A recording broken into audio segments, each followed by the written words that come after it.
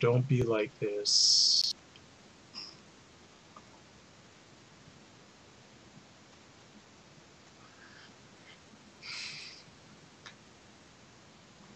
Okay, hold on here. What is happening here? Because something happened a little while ago, and it's concerning me. It's not communicating. Come on.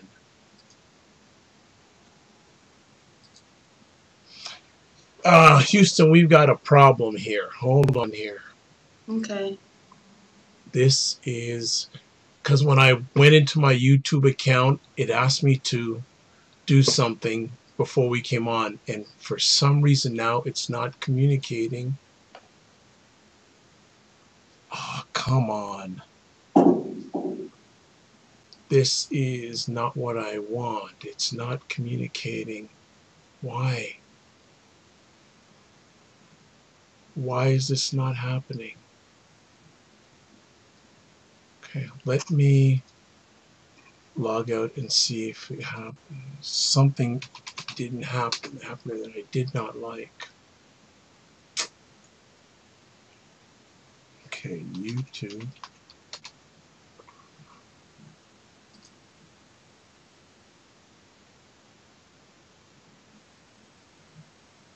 Okay, Creator Studio. Live streaming. Oh, hold on a second. I see something. Hold on a second. Just see this. Okay, why is it on that? Okay, I know why. I know why. Okay, give me a second. I got it. I got it. I know why it's not happening now. It pops up on the book, so I'll have to stray.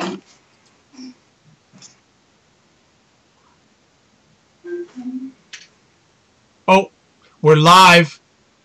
Oh, okay. Sorry.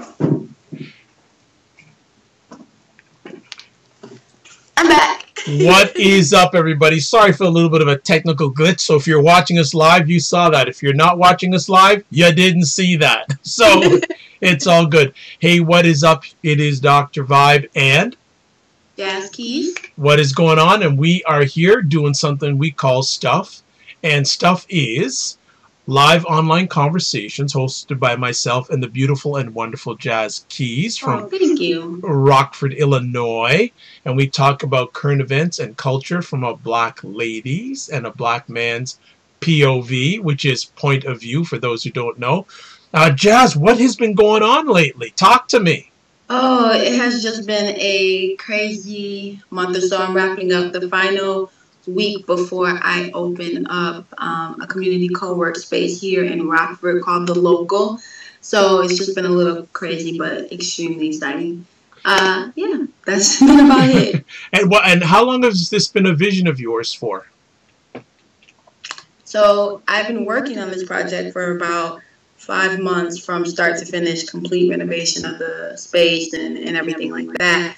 But it actually wasn't a vision or always dream of mine. It was kind of something that found me. So that's a very interesting story, and maybe we can have a show about purpose and destiny and all that kind of thing. Absolutely. This is exactly it's the epitome of that. It's one of those things that if you would have asked me 5 months ago, I'd have never seen myself opening kind of this space, but now it's home and it's amazing. Well, so. Certainly we will have an epic conversation about that.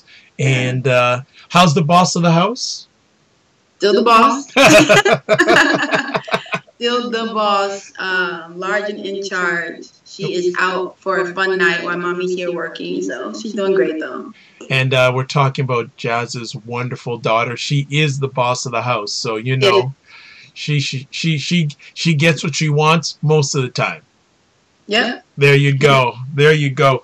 Well, yeah, exactly. And even when I'm in her presence, she gets what she wants. I don't mess with her. I do not mess with her. I've learned the hard way. She does not leave any situation or conversation without getting what she wants. Yep. And where did she get that from? I have no idea. Go away. Go away from me on that. Well, hey, you know what? We are back we got a lot of great conversation pieces tonight, and there's so much stuff going on, but I thought we'd start off with Jemele Hill. And for those who are not familiar who Jemele Hill is, she is a very prominent person in the sports media industry. She and a gentleman named Michael Smith host ESPN, which is the leading cable network in the United States. She hosts a program called SC6, which is their, I guess, most viewed news, I guess probably one of their most viewed news programs on television. And she worked her way up from Michigan State University doing reporting at ESPN to now this is like their main sports broadcast. Now, for those who follow, you know, a few months ago that Jemele Hill sent out a tweet, and I'm going to quote her tweet exactly, saying Donald Trump is a white supremacist who has largely surrounded himself with other white supremacists. Well, that caused a little bit of an uproar, you think? And even to the point where the White House said that, hey, she should be fired. But what happened was that ESPN basically said that Jemele Hill's comments don't represent ESPN, and basically she ended up apologizing. That was back on September 11th. Well, last Sunday, added to the interesting journey of Ms. Hill, ESPN, and sports journalism and social justice. She then put out a tweet saying, "This play always works. Change happens when advertisers are impacted. If you feel strongly about JJ's statement, boycott his advertisers." Now, what she was referring to is the boycott of a number of NFL players who were taking a knee during the national anthem. Right. Now, JJ is Jerry Jones, the owner of the Dallas Cowboys, the most valued sports franchise in the world. I didn't know that. Yes, in the world. Makes sense, though. And Mr. Jones said basically on Sunday that if any of his players kneel during the anthem, they ain't going to play in that game. So then that led to Jemele Hill's comment saying, if you feel strongly about his statement, boycott his advertisers, because she's saying if you want to hit the NFL like any business, hit them in their pocketbook. Which then led to ESPN suspending Jemele Hill for 2 weeks. So this has just caused a lot of uproar, and it's continuing on with the NFL, what's going on. Jerry Jones met with his players today. I haven't got any info on the result of that. So we want to chat about, I guess, Jemele Hill, and also the fine line of if you are representing a brand or an entity, what line should it be, if there any, between what you think opinions individually versus you representing a media property? And both Jazz and I will speak about this. I don't represent any media properties except my own, but I know that Jazz has written and maybe still just write for some media properties. So what do you feel about this situation? Gosh, it's such a mix. First of all, sis may as well go ahead and resign, because clearly, like, and I admire and I respect her, but she is in a place where I don't believe that she can not push the envelope, which I'm not saying yet right or wrong. I'm just saying that I believe that there comes a point where we can no longer be restricted by potential consequences or dangling the carrot in front of us, which is money, job, prestige, accolade. And it gets to a point where it's like, I have to stand on what I believe in. And I feel like she is the martyr for standing for what she believes in, and knowing that they're going to come with some form of consequence. However, it's just such a tight situation, because there is that place where we're trained to believe that when you reach a certain level, like, you know, you said she climbed from Michigan and, you know, she made it to the top ESPN show. We are trained to believe, like, when we make it to a certain level, like, we have to always uphold that brand and that business and that position. And why isn't it okay for ESPN to say, yes, she does an excellent job reporting. Yes, this is, you know, who we've chosen to do this show. Her personal beliefs are not our beliefs. And so I don't believe that we should be held hostage by our positions, by our jobs, by our titles, to be silenced. And that's really what they're saying to her is, we've given you a slap on the wrist the first time where, you know, they clearly don't want to fight her. She's good at what she does. But it's one of those things where it's like, you need to be silent now. And that's what I feel like is happening. That's what I feel like the consequences are, you know, kind of raining down on her, where you speak out like this again, and who knows if we can protect you. And I say we kind of in that condescending kind of slave tone. But that's really what I feel like it is we're trying to keep you, you know, we're trying to stand for you, we're trying like to get you out of this mess you made. And one more time, I don't know if we can, you know, protect you. It's kind of what I feel like is happening. So I feel like she's in a tight spot. Well, I agree with you that she's in a very tight spot. I'm going to take a look at this at a number of different platforms. When you work for an entity like that, you have to follow their rules. Yeah. Like it or not, that's just the way it is. So, are the rules like, and I'm sorry, but are the rules like, okay, you have to be punctual, you have to, you know, do this on radio, you have to do this, or is the rules that no matter if you're on or off the clock, you have to represent us? Well, I don't know. Like, again, I've only read a little bit about their social media policy, but right. Again, unfortunately, because she is being paid by them, unfortunately, they can set rules.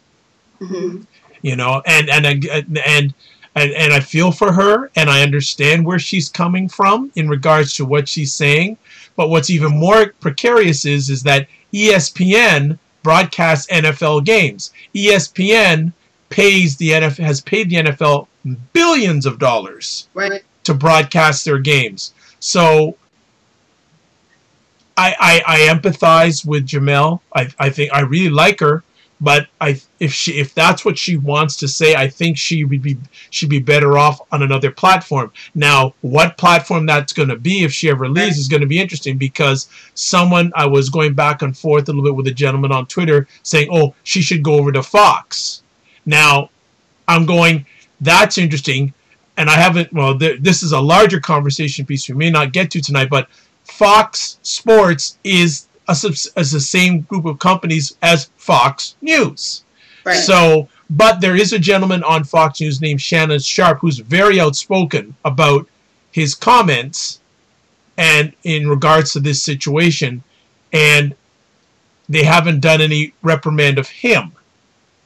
So I don't know. Again, when you're part of a media entity, and I'm sure you've been part of some, they've probably given you their code of ethics, so to speak. I guess I just feel like the complication is that she represents not just an individual. So we can look at this at a very individual level, which is, hey, like if you want to speak out against this may not be the platform for you, or maybe not even the field for you, because so much of media and so much of broadcasting and news is very controlled. Look, this is the code of conduct. This is, you know, your behavior. But go ahead. No, go ahead. Something just came up in mind. I think it's going to be a very interesting contrasting story about another ESPN female white employee, but keep on going. So I guess my thing is looking at it as like generalizing it to blacks, generalizing it to, you know, a person of color, is there's always going to be a code of conduct that is like a code of conduct to monitor and control the behavior. And really all it is saying, like, you have to choose between sustaining and providing for yourself and your family and being true to what you believe in and being true to yourself. And that's just a very unfortunate place to be in, because yes, she does work for that company, and I understand that. But again, generalizing it to all of us, at some point, majority of people have been in or I don't say majority, but there's been a significant number of, you know, us who have been in positions where a company has influenced or felt like they had the right and have to influence our conduct, our behavior, our actions. And the exchange for that is, without this, you can't feed your family. You can't feed yourself. And so I guess I stand with her as an ally because I understand that frustration. And it's just go ahead. Keep on, because I've got a very interesting example in regards to this. There is a broadcaster on ESPN named Michelle Beadle. Okay. And a number of years ago, there was an ESPN event, and she was leaving the event, and she said something about a player named, well, allegedly, but I think was confirmed. She denied it, but someone said that she said there was their football player named Aaron Rodgers, right now regarded as the best quarterback in the NFL, and she allegedly said that I want to blank Aaron Rodgers. She was leaving the and she has quite the channel. She had quite the interesting reputation, and she had some incidents in the ESPN past, and this wasn't online stuff. This was offline stuff. Right. I don't know if she ever got suspended, which makes me think even deeper, as you brought up about black women in media. Mm-hmm.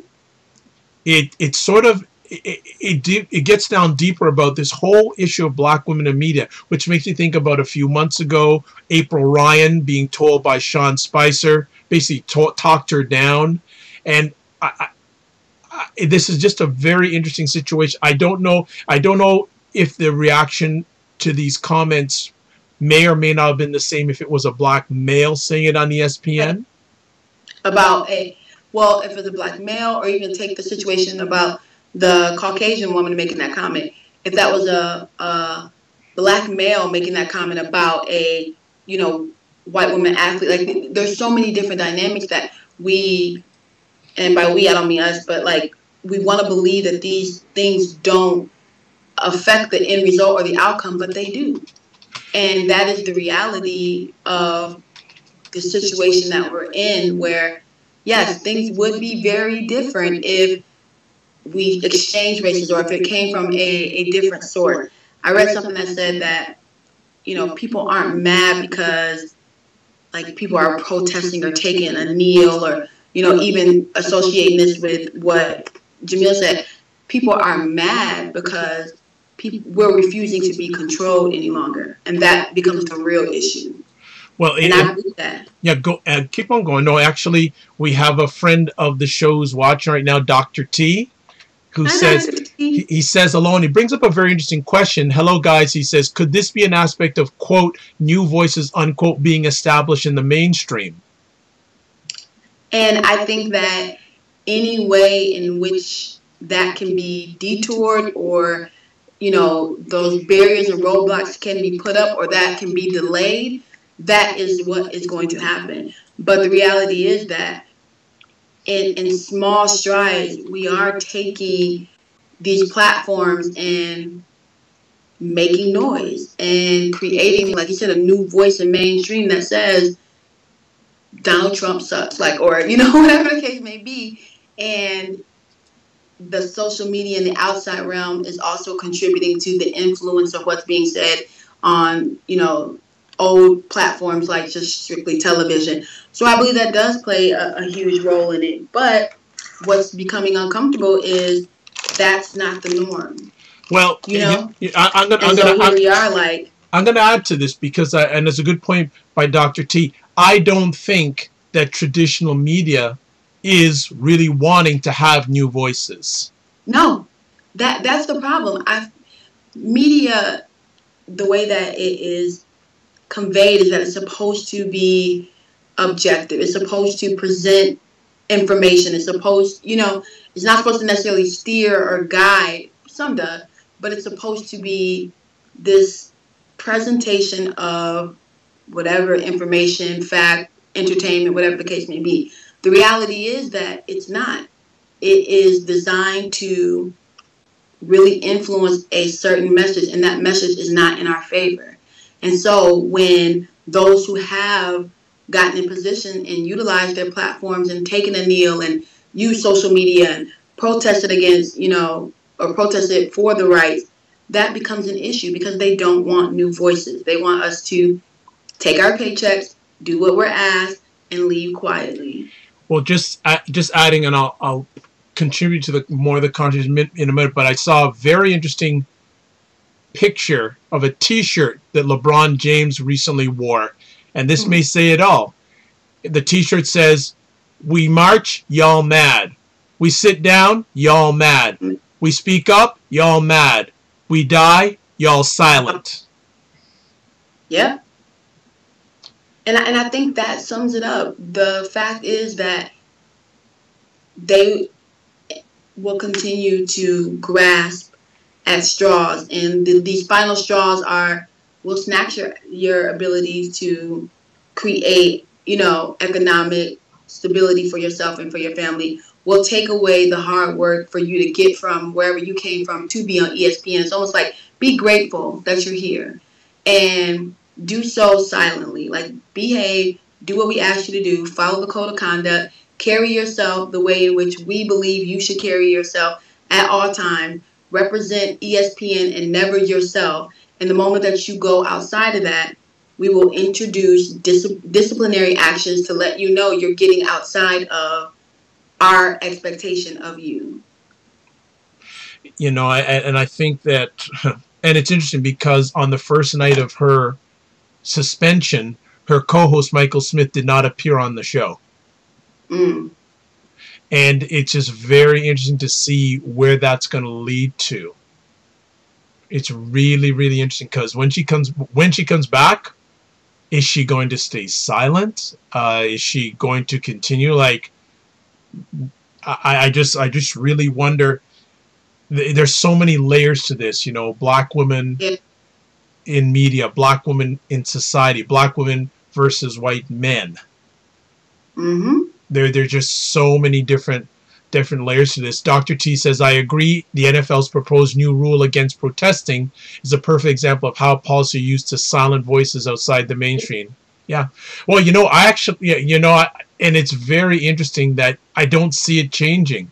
And I'm almost waiting to see if a Dallas Cowboy is going to go against Jerry Jones. Like, wouldn't it be something, their star quarterback, Dak Prescott, if he knelt during national, would Jerry Jones go that distance? Well, I feel like Jerry Jones understands the power of economics. We're as you mentioned earlier, we have the best franchise. So before you mess up my money, before you mess up my career as the coach, I'm going to put this out there and make sure that my position is stated. I am against any of my players merely. And that is a direct threat to the player. It's not even a neutral ground in which they can make the choice. And his opinion, is one way or another. No, he's asserting his power to say, you don't have a choice. Well, and we'll bring it back to Jemele Hill in a moment, but one of the variables that's very interesting is in the NFL, players do not have guaranteed contracts. Right. Whereas, and it's going to be interesting, when the NBA starts in a week, that is going to be very interesting. Right, and you think about it, these individuals, how hard some of these men have worked, or athletes, people, have worked to get to the NFL, to get to these positions where this takes a lot of sweat equity, takes a lot of training, a lot of work, a lot of dedication, devotion. And I literally am in a place where I feel trapped. Like, I guarantee you there are some players who probably feel very passionate about what's happening. But, and I can speak for myself, if it comes to feeding my children, which if you're telling me if I do this, that's it, that's all, I won't play, which eventually we've seen what it's done to Collins, so now I'm playing this out in my mind, I can understand the pressure to sit on your hands and follow the rules and the policy and the code of conduct. So I'm frustrated for So Dr. T is saying the NFL Players Union spoke out today in support of the players. They will either prove to be a new ally of the players or, as some think, a powerless entity. So getting back to the players, going from the players back to Jemele Hill and reporters. this is, you know, it must be difficult being at times a black media representative of an entity, and especially now in times in the United States as they are right now, that you can't speak your opinion. But Jemele should know, you know, she knows this is twice now, and I do feel for her, and I think that she I can only go by what I see. She's having some deep thoughts inside herself on what the next step should be. And it'll be very interesting when she comes back from those 2 weeks on what she should be able to say. Because, as I said, if anyone watched clips of Shannon Sharpe on Fox, he don't hold anything back. Yep. Well, I feel like even that is probably controlled. So sure, even something like that is, we're going to put this show on air. We're going to allow this person to speak because we don't have a choice. We have to, because the outside it's either, I feel like it used to just be, this was the sole means of like media, and the discussions were probably there, but they weren't happening in a way that we were able to create a viral conversation around opinions that go against what's happening in mainstream media. This new age has allowed us to have these conversations where we can say, you know what, we're going to protest and we're not going to watch the NFL. We're not going to do this. And now it's affecting the bottom line, which is money. Now we have to have these conversations. So then how can we do this in a way that's still controlled? Okay, we'll let one person talk and let them say whatever they want to, you know? So even in that context, I feel like it's still a very puppeteer kind of environment. So Jazz, should reporters in the media be able to express, do you feel they should be able to express their opinions? I feel like not in, it's kind of like on that show, she's there to do her job. Yep. Yeah. And she's excellent in her job. But I shouldn't have, you don't pay me enough to go around 24/7 being like, well, what would ESPN want me to say? What would, you know, I feel like that's so much control. And she took to her personal Twitter account. Well, she's never had, like, you see some media representatives like have their name and the media entity like ABC, or like, for example, Jazz Keys ABC Muse or something like that. They have that, or CNN as part of their Twitter handle. She doesn't have that at all. Right. So I feel like it's such a blur, and I feel like part of the frustration is those who have kind of made this viral, made this an issue, is kind of like, somebody get her in line. Like, does she not know that she doesn't get to say whatever she wants to say? And the reality is that, how does her opinion of her political views and her opinion have any effect on her quality of work as a journalist? Yeah. As a journalist. These are her personal political views. You know what? And I think it happened in the past too. But to be fair with ESPN, I think there was a white female journalist who got fired from ESPN for expressing her right-wing views. So this shouldn't come as too much of a surprise, because I know the first time that they sort of reprimanded her, there was a former ESPN female white journalist who said, hold on here, how come she's not getting fired? I expressed my right-wing views, you didn't like them, got let go. Now, right. Yes, but I think ESPN is much... They had that pressure that said... Go ahead, well, and ESPN, I think, is a little bit more on the... If you look social conscious-wise, they're a little bit more left than right, because they also have a site called The Undefeated, which specializes on black culture, black issues. Right. But I feel like some of those platforms are pacified. Like, no, I'm not downplaying Undefeated. I'm saying these platforms have been created because they don't have a choice. If they leave it to the black voices that they can't control, meaning, you know, mainly social media, what happens outside of that, then it's a mess. As opposed to, okay, they're going, like, black people are speaking, so we can Go ahead. Okay, I'm going to interject here. Dr. T asked a question. What separates these new voices from Sean Hannity and Bill O'Reilly? Well, I think, first of all, obviously color. But they are new voices. They're speaking their view of the world, and Sean Hannity and Bill O'Reilly are speaking their view of the world. It's no different, really and truly. But I think the big difference is Sean Hannity and Bill O'Reilly are speaking to a conservative base, and it's a conservative network, Fox. Whereas ESPN, they don't want to be seen as a left, I guess, center left or left media platform. They don't want that put out there, but Fox is right. They tell you what they are straight up front. Mm-hmm. I guess the challenge for ESPN is they don't want to be put in a pigeonhole. Though by their content, you can tell they're not right like Fox. Fox's network, they have black gentlemen who call out Colin Kaepernick, and there's no reprimand from the network. Like I remember, what's his name? Michael Vick. He had to take the statement back, but he said the first thing that Colin Kaepernick do is he should cut his hair. He should cut his afro, right? No reprimand from Fox, nothing at all. Even though that was an outlandish statement, and the only reason that Vic apologized in the end was there was so much uproar on social media against him. It didn't come from the network. It came from social media. And there's another gentleman on Fox named Jason Whitlock. Same thing.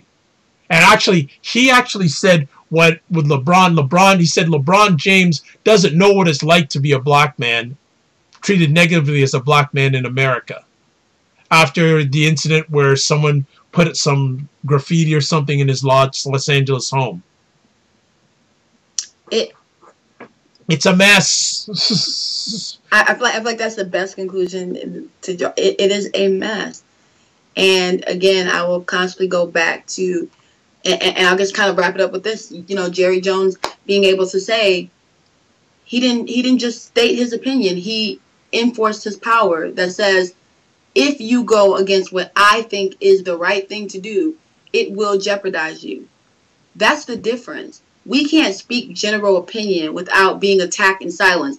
But others can say, like, this is what's going to happen. This is what you're going to do, and you don't have a say so about that. And that is the frustration. Yeah, because there's no economic alternative. Well, there is an alternative. Either you work or you don't work at all. But the real alternative at the end of the day is having our own platforms. Absolutely. Absolutely. That is it. Jazz, I know you've got limited time. We can jump into a second conversation piece if you have a few moments. Yeah. All right. Another non-controversial subject. Dove. Oh, my. So do you want to give the intro of this, or do you want me to give the intro? Yeah, I'll let you give the intro to this. Because I know you've got a lot to say on this one. Okay. So there was a clip put on Dove, long-lasting brand for many, many years. Dove soap, Dove hair wash, etc. There is a clip on their U.S. Facebook page last Friday showing basically for their body wash, which showed a black woman removing her top to reveal a white woman. Yeah, okay, so that means that what they're implying is it washed her so good that it changed her color. Big upcry on social media. Huge. People saying, how did this get through the process? Obviously, well, we can't say obviously. Well, I'll let Jazz go on. There's a number of things we can chat about this, and the funny thing is, this is Dove's statement. Quote, the short video was intended to convey that the Dove body wash is for every woman and be a celebration of diversity, but we got it wrong. You think? So I'm one of those people that genuinely try to check my sensitivity to certain things, because I recognize that as a Black woman, that I don't even want to say that I am hypersensitive. No, this stuff really happens and it's really frustrating. But I do try to check in, like, okay, is this one of those things that maybe is just a little off the mark and I'm being hypersensitive, or we're being sensitive as a coach? But nope, I rewatched it. I looked at the picture and I'm just trying to, I'm with those group of people that said how, like, who saw this final product and said, this is excellent? Like, who did that? And it's so many of those, that imagery, that type of media marketing, that up until, like, I don't remember, like, those conversations of seeing things that I'm pretty sure if we pulled up old commercials and old, like, marketing that had the same kind of, like, you know what? I'm gonna interrupt you there. That's a very interesting point, because a previous Dove ad, which showed 3 women side by side in front of a before and after image, cracked and smooth skin, caused an uproar in 2011 because the woman positioned on the before side was Black while the after woman was white. Duff at that time said all 3 were supposed to, quote, demonstrate the after product benefits. And then it even gets better, because the company that is the owner of the Dove brand, Unilever, here's another funny thing. The black to white transition was reminiscent in the eyes of some viewers of infamous soap ads from history. Some of those ads were posted on social media. In one example from the 1880s, a Black child is pictured bathing in a tub while a white child offers him a bar of soap. Right. So that's what I'm saying. Like, that is exactly what I mean.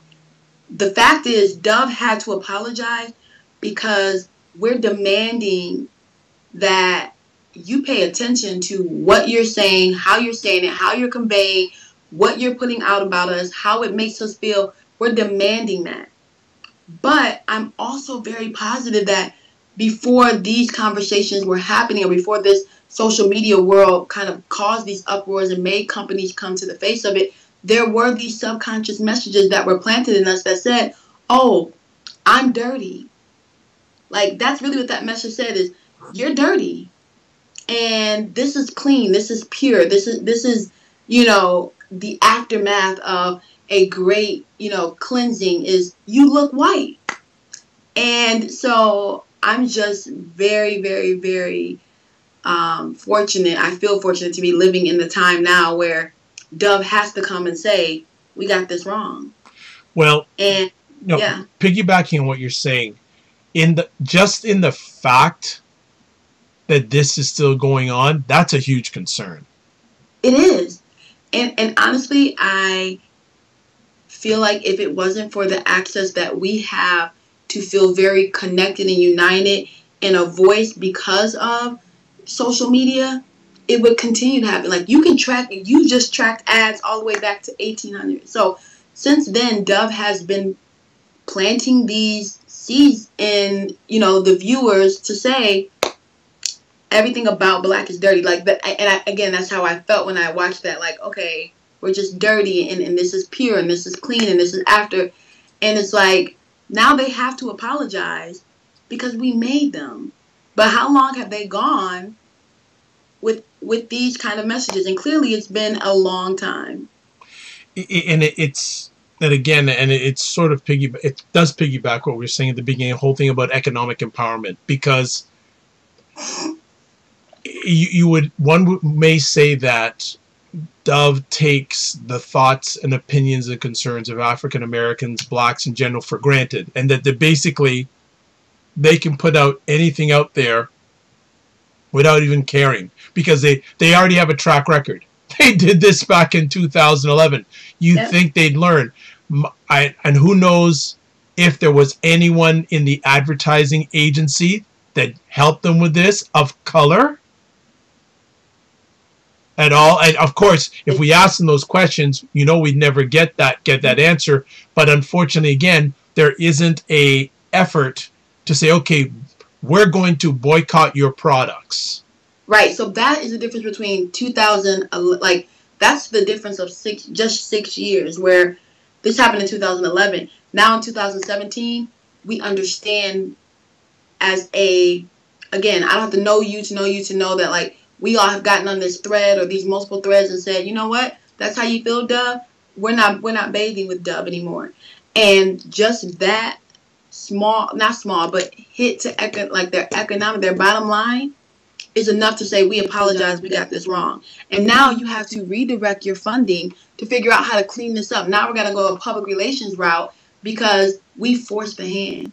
And every time that happens, to me, I hope it resonates with us as a people to understand there is power.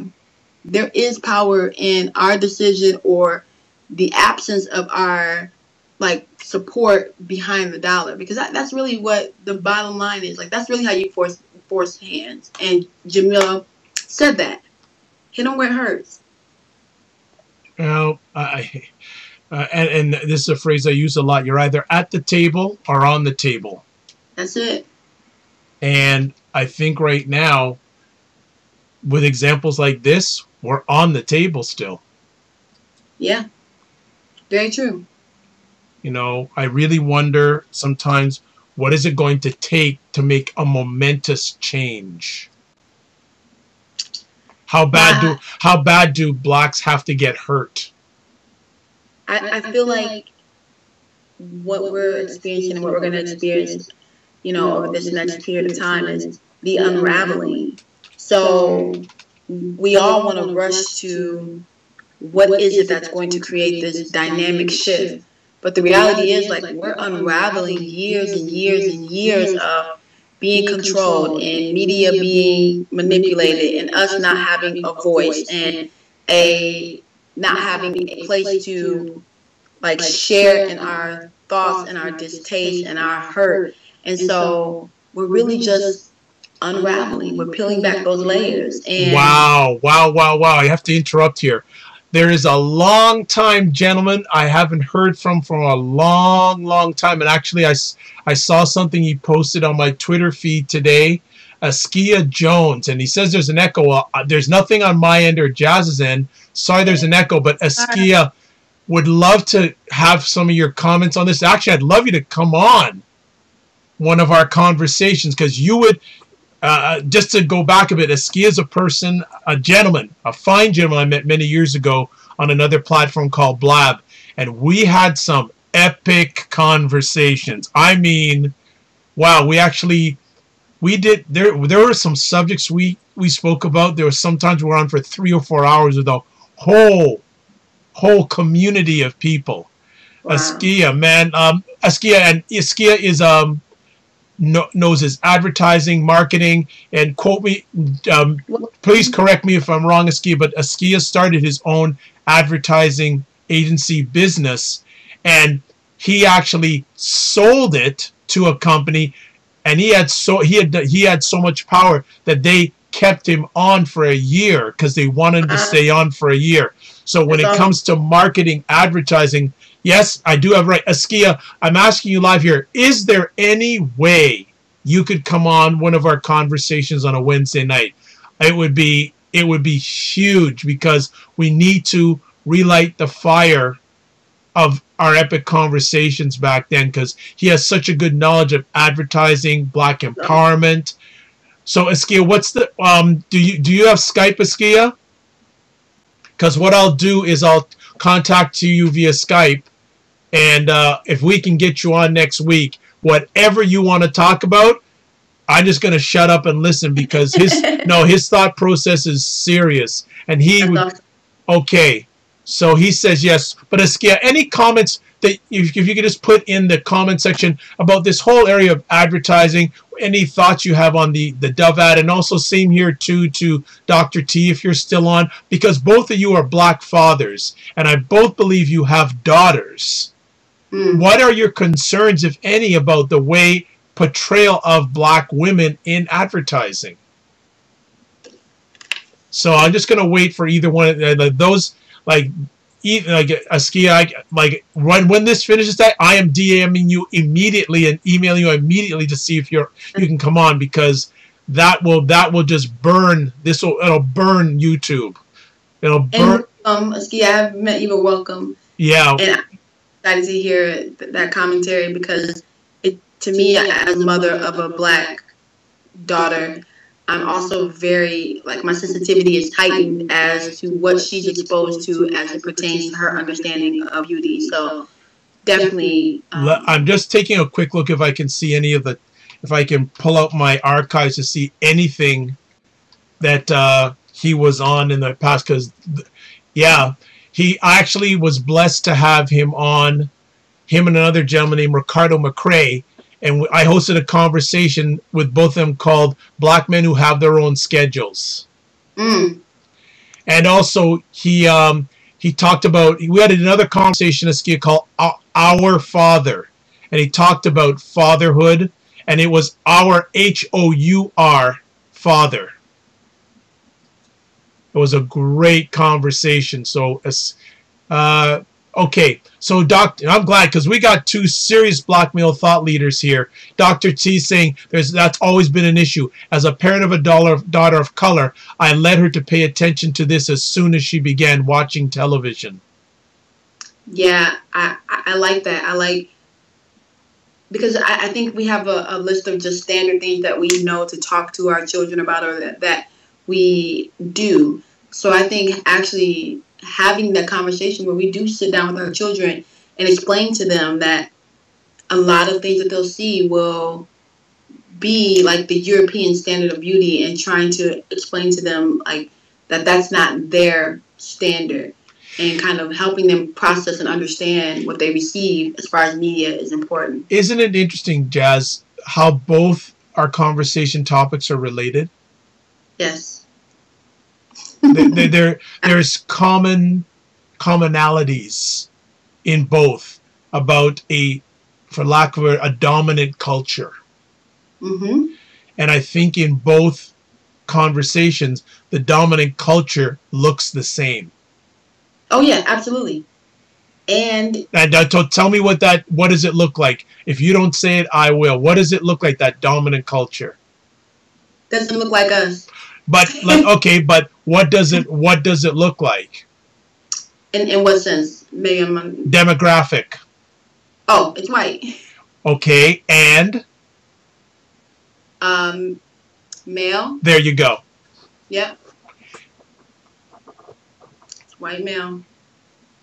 You know, that's okay. Dr. T continues. I literally had her flip over 100 channels and count how many times she saw, quote, herself, unquote, on TV. That was used to make her aware of how the world she lives in speaks, thinks, and talks. That's powerful. I am taking that, Jim, because I am very intentional about, like, my daughter seeing her features, embracing her features, understanding that she doesn't look like what she may see or what is being taught is beautiful, but learning to identify her, like, what is unique and beautiful about her as a Black girl.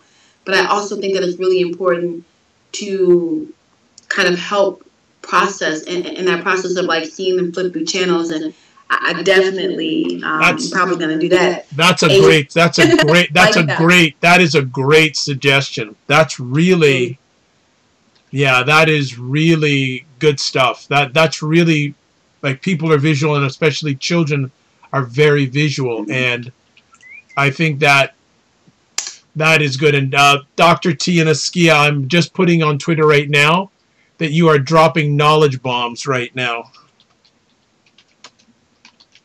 live on stuff. That is, I'm gonna have to hashtag knowledge bombs. I like it. Make it a just let me just type it up here. But yeah, definitely, I think that's a very, very good practice. Have your children watch TV and see if they're being portrayed, if they can relate to what's going on.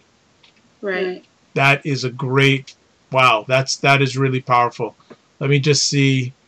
Okay, Yeah, and he adds it here with the goal of establishing her presence in all areas, yet being aware.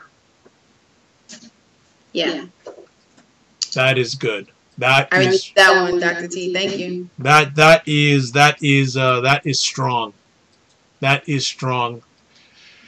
That is really, really good. I enjoyed that comment big time. That alone by itself is worth an episode of stuff, people. Right. Whether you're watching live on the replay, I think that's a good thing to take home. Have your children watch TV and see if they're being portrayed or not.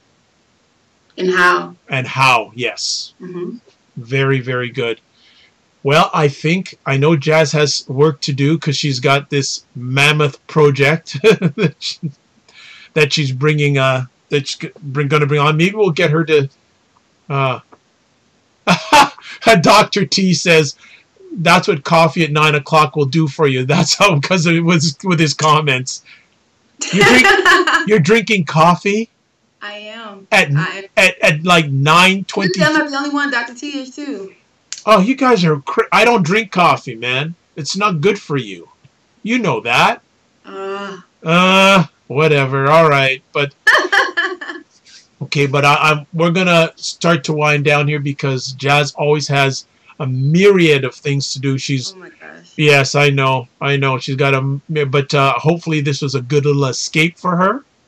Mm-hmm.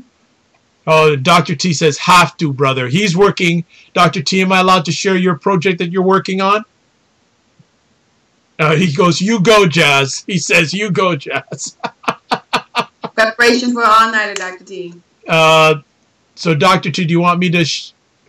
Askia, thank you. Coming from you, I really respect that. Great conversation, but we need to get you on next week, Askia, because people... get ready. He's the real Rocket Man. I'll put it that way. He's a real Rocket Man. Or if we really want to, well, if I really get adventurous, I should have both of them on, but we need to go on for 2 hours, and Jad don't have time for that. No. Look, after I open next Thursday, after that, then we can. But next Wednesday. Okay, so that means next Wednesday we're gonna get you on because it's gonna be the night before. Oh, it will be. It will be. So, well, we'll discuss that offline because if not, we can certainly put it off next week and then the following week where you have more time. No problem. But I have to say, any final thoughts you have with our conversation tonight? No, I definitely think that it was valuable to. Honestly, the first thing I'm taking is that note from Dr. T. I'm really big about application. So I really like that he gave us something tangible to use to apply everything that we've talked to in this conversation. But I think we kind of brought to surface a lot of valuable conversation points that really emphasize the fact that we have to continue to introduce the concept of a new Black voice on main media stream and even off. So absolutely, I think it's very important, especially to our young people, that they really need. As who said the other day, unfortunately, there are a number of people of color that are spending time on things that have no value instead of they're spending little time on things that have value. Sure. And we have to have a shift. And the thing is, we don't need a lot of people to start that. We just need the right people to start that. I like it. Again, big about moving conversation into action. So yeah, absolutely. Really where we're at now. And Askia is saying, well said, Jazz, what you just said. Thank you, Askia. And Dr. T is saying it opens doors to conversations that go much deeper, and as a parent, one can find out experiences of your child that they may never think of sharing. Very true. Wow.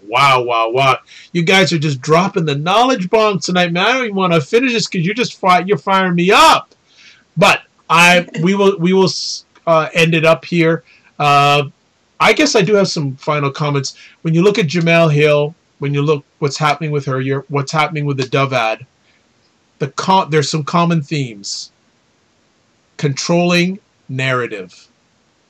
Whether it's controlling your narrative by voice, controlling your narrative by action, and controlling your narrative by economics.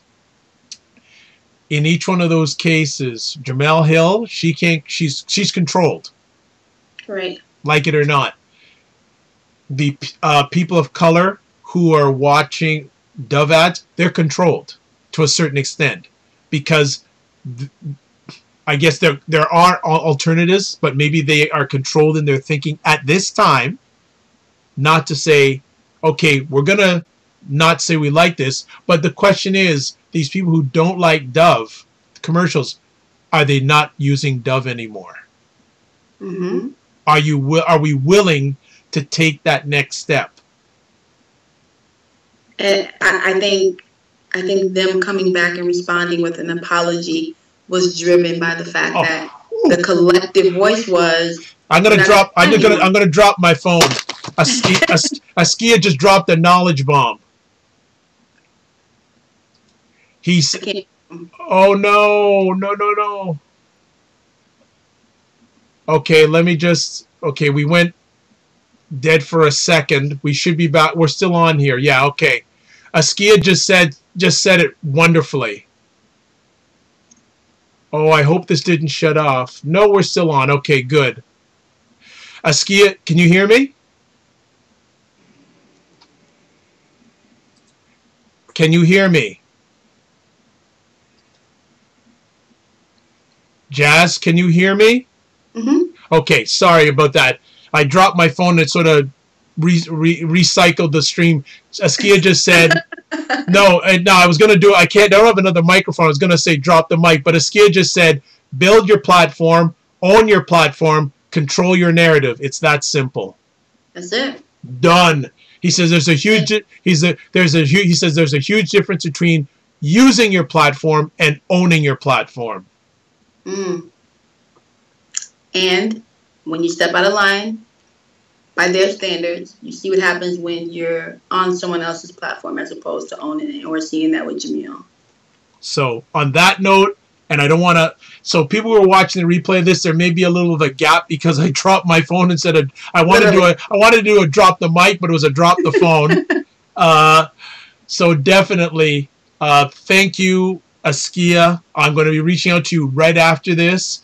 Thank you, Dr. T. Either one of you, you're always welcome to come on a Wednesday night, because whatever we're sharing, you will add positive value. If you want to come on live, touch base with me at least a day before, and we always have epic conversation. Oh, look who just jumped in. Dr. Tachi. Hi, Tachi. Tachi. Actually, okay, Tachi, thanks for jumping in. Do you have any quick comments about the Dove ad or Jamel Hill? So we'll give you a minute to type any comments. Oh, Tachi, you see that Askia is here. No, Tachi, Askia, and I, we go back to the days of Blab. So we're like, it's going, and actually Dr. T, yeah, it's like this old, it's like family. Family's coming back, but Tachi was on earlier on her great program, Mediascope. Mm-hmm. And she did a long, actually, we will be very brief. Harvey Weinstein, who is going through the media right now with all his alleged. Here's the funny thing, and Tachi, I did not realize that Tachi brought it up on her show Mediascope, which is on Wednesdays, 6 p.m. Eastern Time on Facebook and Periscope. Tamron Hall was going to be doing some stuff with that organization. So she's now saying she's going to find something else. So very interesting how far-reaching this gentleman, who is now definitely taking a number of hits, is out there. So, question, how can people reach out to you, Jazz? Gotcha. Pretty simple to find. I'm at Jazz Keys, JACCKEYES, on all social media platforms, Facebook, Instagram, Twitter. You can find me on my website, www.jazzkeys.com. And, of course, Wednesday night on this international conversation stuff. That's Excellent. It. That's all. Well, myself, I guess, should I give an announcement on something? Go ahead. Okay. Actually, I'll save it to the end. So if I'll save it to the end, so they stay around. So I'm Dr. Vibe here. I'm host and producer of the Epic Dr. Vibe Show, co-host and producer of Stuff, which is on most Wednesday nights when Jazz doesn't have 500,000 things to do. at 9:30 Eastern Time, and also when her boss lets her come on. You can catch replays of my epic conversation on my YouTube channel, which you're on right now. Have almost 270 subscribers, which is Gone great. bad. Didn't have that 5-6 months ago. You can catch audio replays of my epic conversations on my website, thedrvibeshow.com. Also at Google Play Music Store, iHeartRadio, TuneIn Radio, Apple Podcasts, Stitcher Radio. Selected replays audio-wise available at thegoodmenproject.com, also at wjmsradio.com. I'm also a brand ambassador for the only online magazine that features African Americans in food, wine, and travel. They call it cuisinoirmag.com. I'm the only international brand ambassador, one of the first brand ambassadors. Also, I'm a certified empowerment coach, president and CEO of Express Your Vibe Coaching and Communications. If you'd like to get a complimentary 30-minute session, reach out to me at Twitter, drvibeshow, email dr.vibe at thedrvibeshow.com, or you can go to the website. There's a contact information form there. Now, since especially Askia and Tachi, and I think unfortunately Dr. T left, but he knows already, Dr. Vibe has been given, I think, for me, an opportunity of a lifetime.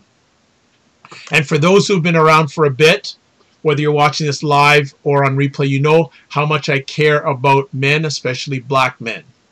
Well, I am now a program coordinator for an organization in Toronto called Young Potential Fathers. And what this organization is all about, yes, Dr. T, you're still on. That must be an Askia that jumped off then, or Chachi. I don't know which jumped off because it doesn't tell you on YouTube. But getting back to it. So yes, I am now a program coordinator for an organization called Young Potential Fathers. The goal of the organization is to help the African Canadian community and the families by helping African Canadian fathers. Askia, thank you so much. By helping fathers and potential fathers. So yes. I have a contract with them for a little while. So I started officially on Monday. I have my orientation starting tomorrow, and I actually have my first event next week. So that is something that I've always wanted to do. So I will be doing a tangible effort in helping out the African Canadian environment and the black environment, because they understand my reach and collaboration and my passion to help the black environment. I don't like to say community, I say the black environment. So that is on the go. And then next week, if people behave, or when Jazz is on next, I'll also announce another thing that has just started with myself. So that is what I wanted to announce. I'll be doing a separate conversation live stream about that, and be asking everyone's input from around the world in regards to that, because the challenges that black fathers of whatever age have in Toronto are similar to the ones I've spoken to throughout the world. Mm-hmm. So congratulations. Well, thank you for your prayers, Jazz. I know that you were speaking it into reality for me, and I appreciate it big time. So I will, next week when I come on, I will share the website information, all that stuff. There's work to be done because a lot of things need to be updated, but certainly any thoughts that you have in regards to black fatherhood, please feel free to share them, because even though you're in a different city, they're having the same challenges here, and any information will be helpful information coming from any of the people that are watching live or on the replay. Awesome. So, Askia, thank you. Tachi, thank you. Dr. T, thank you. Jazz, thank you. Jazz and your boss, thank you. On all that. So, we're going to shut it down. Tachi, chat with you soon. Askia, you'll be hearing from me via DM in about the next 5 minutes. Dr. T, I believe you saw the video message I sent you about me getting this position. So that is it. So, like I always like to say, 2 things. Well, 3 things. First of all, live your life as a dream. If you can dream it, you can do it. Next thing, sometimes you have to get smaller to get stronger. And actually, 2 more things. Tomorrow, if you're around 1 p.m. Eastern Time, yeah, I don't know where I get all this time to do this stuff. Tomorrow, 1 p.m. Eastern Time, I'm guest hosting a show called BizChicks.net on Fire Talk. They've asked me to do guest hosts And someone has asked me from their community to talk about customer service. So I'll be chatting about customer service odds and ends. I'll be tweeting it out tomorrow morning because I only have part of a day doing orientation tomorrow. So that's it. You're blessed and highly favored. You're a magnet for miracles and you're a solution for someone's problem. Thank you for the people who watch live tonight. You mean so much to me. Thank you for your continued support. But remember, if there's anything I can help you with, possibly, just ask. God bless. Peace be well. Keep the faith. Bye-bye.